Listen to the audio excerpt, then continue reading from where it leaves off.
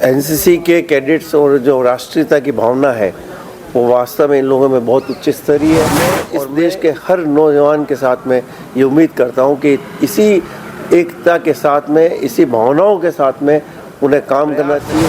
एकता में श्रेष्ठ भारत, ये उनका जो प्रयास है वो बहुत सराहनीय प्रयास है, ऐसा मेरा मानना है। ऐसा लग रहा था कि 650 लड़कों को एकोमोडेट कैसे किया जाए, हमारे लिए एक बड़ी चुनौती थी।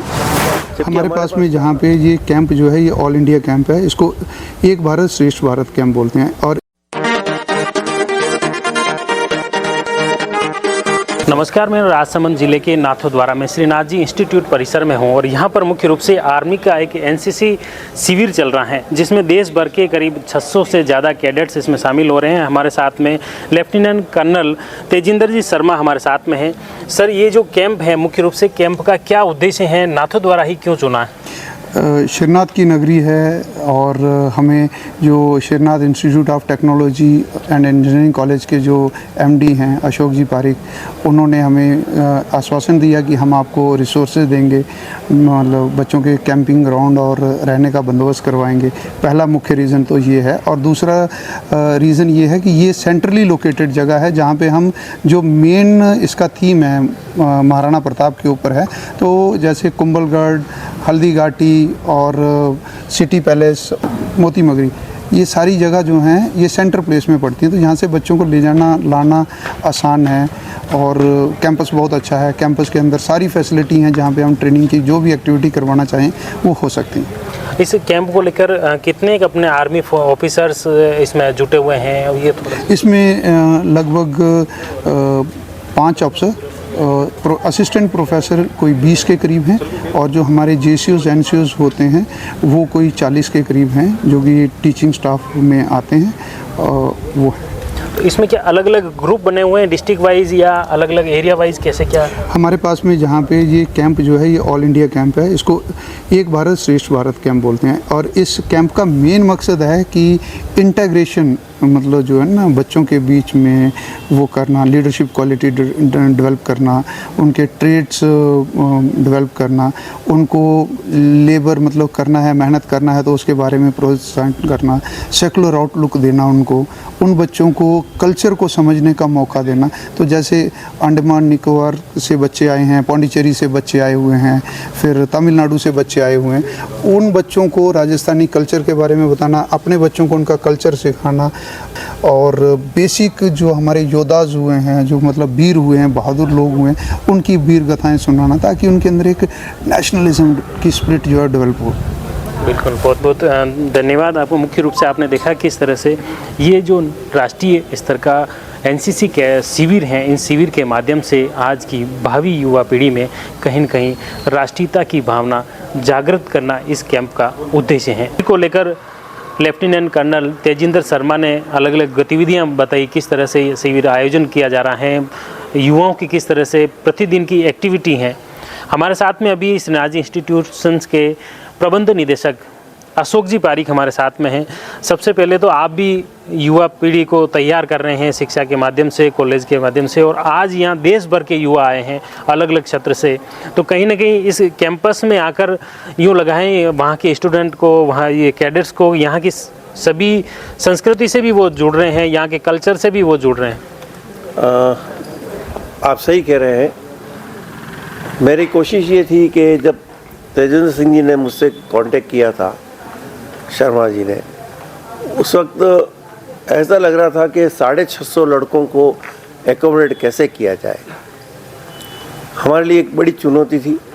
जबकि हमारे पास काफ़ी प्रीमाइसेस है, ऐसी बात नहीं है कि प्रॉब्लम थी, किंतु चूँकि प्रीमाइसेस अभी अनयूटिलाइज था तो विद इन मतलब टाइम पीरियड में उसको तैयार करके उसको उन्हें हैंडओवर करना एक चैलेंज था। किंतु हमारी हमेशा से रहता है कि स्टूडेंट के प्रति हम हर तरह से कोशिश करके और उन्हें एकोमोडेट करें।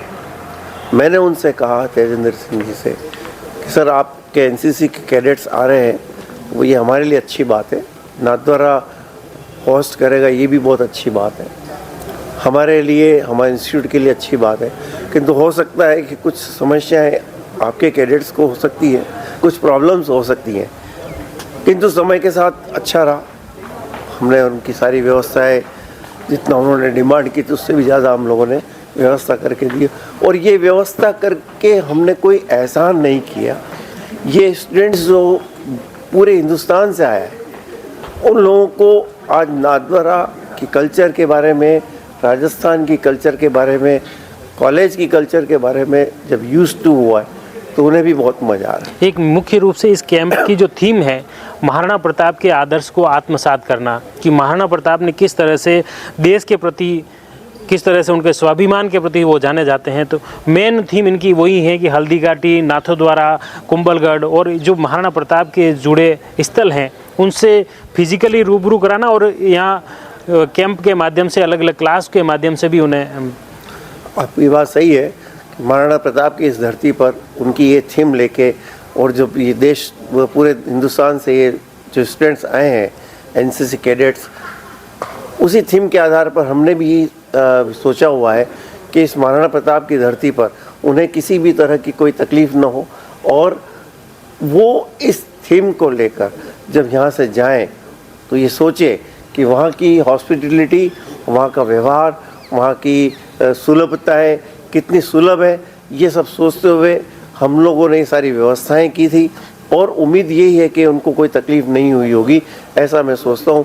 और ये श्रेष्ठ भारत के जो प्रयास है, एकता में श्रेष्ठ भारत, ये उनका जो प्रयास है वो बहुत सराहनीय प्रयास है, ऐसा मेरा मानना है। इतने देश भर से इतने सारे स्टूडेंट हैं, 600 के लगभग स्ट्रेंथ हैं, तो कहीं ना कहीं स्टूडेंट, देखो कुछ मानवीय प्रवृत्ति होती हैं, छोटे छोटे स्टूडेंट कुछ तोड़ फोड़ कर ले या ऐसा, लेकिन इस तरह की गतिविधियाँ क्या? नहीं, मैं ये नहीं मानता हूँ। एनसीसी के कैडेट्स बहुत डिसिप्लिन में है। इन्होंने कभी भी, इतना समय हो गया, 4-5 दिन हो गए, किंतु मुझे नहीं लगता है कि इन लोगों ने कभी इस प्रकार से कोई ऐसा कोई बिहेव किया होगा। मैं इस बारे में इनके डिसिप्लिन की बहुत तारीफ़ करता हूँ कि वेल डिसिप्लिन लोग हैं। एक मुख्य रूप से जैसा अब 3-4 दिन हो गए आप बता रहे हो, वास्तव में इस तरह का अगर अनुशासन है, इस तरह का अगर बच्चों का जो टैलेंट है या अनुशासन है, इस तरह की अनुशासन अगर हर छात्र में आ जाए तो कितना।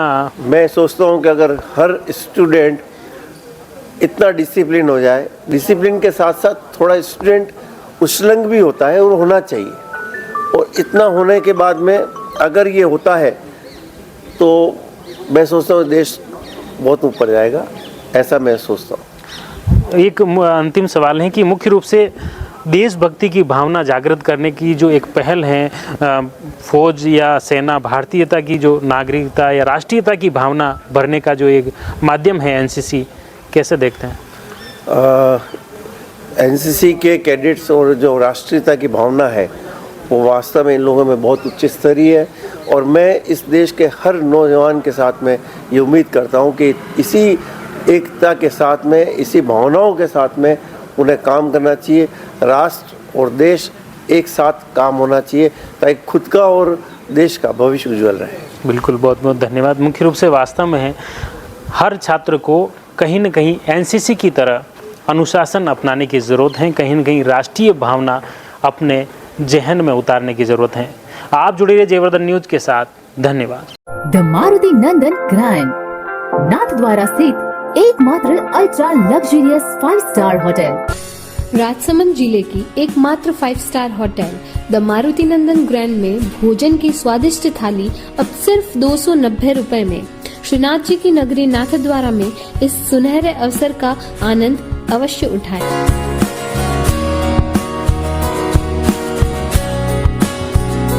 मारुति नंदन ग्रैंड, थिंक नाथद्वारा, थिंक नंदन ग्रैंड।